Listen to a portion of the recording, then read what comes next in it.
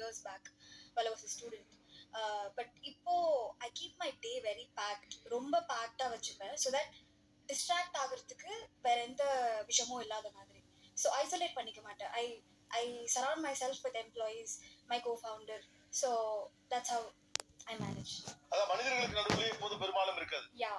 இங்க ஆப்போசிட்ல சொன்ன அத்தனை பேரோட ரெப்ளிகாவா தான் நானும் இருந்திருக்கேன். ஃபர்ஸ்ட் ஆஃப் ஆல் டீச்சர் சொன்ன மாதிரி வந்த உடனே அவங்க வந்து நைட் 1 மணி வரைக்கும் 2 மணி வரைக்கும் பாக்குறேன்னு சொன்னாங்க. நான் ஒன்னே ஒன்று சொல்றேன், நீங்க ஆஃபீஸ் முடிச்சுட்டு வீட்டுக்கு வந்துட்டீங்கன்னா இம்மீடியட்டா போனை வந்து எப்படி ரீசார்ஜ் பண்ணவே பண்ணாதீங்க. சார்ஜ் ட்ரெயின் ஆயிடுச்சுன்னா என்ன பண்ணுவோம்னா தூங்கிடுவோம். ஓகே, அதுக்கப்புறம் மறுபடியும் உட்காந்து போட்டு அதை வந்து 2%, 3%, 4% இருக்கும் போதெல்லாம் அதை இழுத்து அது வடிகட்டுற வரைக்கும் போய் பாக்குறத விட நீங்க ரீசார்ஜ் பண்ணாதீங்க. எப்ப மறுபடியும் அப்ப நான் காலைல எழுந்த உடனே எனக்கு போகணுமே, சிம்பிள்.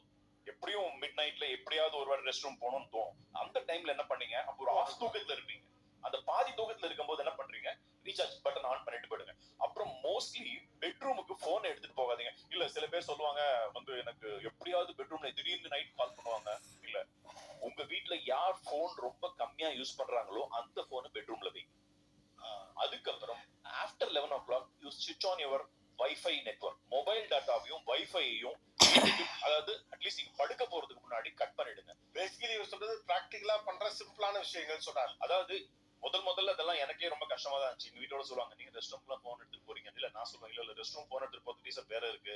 எனக்கு திடீர்னு போன் வரும், அவங்க வந்து டைரக்டர் நான் வந்து வீட்டுல போன் அட்டன் பண்ண முடியாதுன்றதுனால வந்து எடுக்க மாட்டாங்க. அப்ப எனக்கு இம்பார்ட்டன்ட். ஆனா அதெல்லாம் ஒரு விதத்துல பார்க்கும்போது எதுவுமே நமக்கு வந்து அப்படி தலைபோற காரியம் கிடையவே கிடையாது. அப்ப இதுல இருந்து வரதுக்கு முதல்ல நான் சொல்ல தெரியுமா, நைட் டைம்ல போன் யூஸ் பண்றதை நீங்க கம்மி பண்ணீங்கனாலே டே டைம்ல அது அப்டேட் ஆயிடும். இந்த போன்ல அலாரம் வைக்கிறதுக்கு பதிலா 200 ரூபாய் 250 ரூபாய் ஒரு டேபிள் கிளாக் வாங்கி வீட்டுல வச்சுட்டோம் அப்படின்னா மத்த போன்லாம் ஹால்ல இருக்கும், நம்ம எல்லாரும் பெட்ரூம்ல டேபிள் கிளாக்கோட. ஓ, இது சிம்பிள் ஐடியாங்க. அலாம் போன் வைக்கிறத எடுத்துக்கங்கறாரு. நான் இங்க இருக்கிறவங்க கிட்ட கேக்குறேன், இன்னைக்கு மட்டும் உங்க போன்ல எவ்வளவு நோட்டிபிகேஷன்ஸ் வந்திருக்கும் உங்களுக்கு? அப்ராக்சிமேட்டா எல்லா நோட்டிபிகேஷன்ஸும் சேர்த்து 200. This is a number I always get, about 300. அதுல என்ன percentage உங்களுக்கு யூஸ்ஃபுல்லா இருக்கும்? Approximate 2%. That means how many 294 notifications you have received.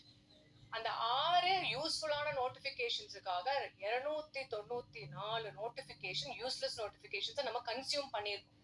இந்த ஒன்னொன்னும் போய் நம்ம மூளையில கிளட்டர் குப்பை. அப்போ ஃபர்ஸ்ட் நம்ம என்ன பண்ணணும்னா நோட்டிபிகேஷன்ஸை ஆஃப் பண்ணணும். Every app that you download will ask you allow notifications, don't allow notifications.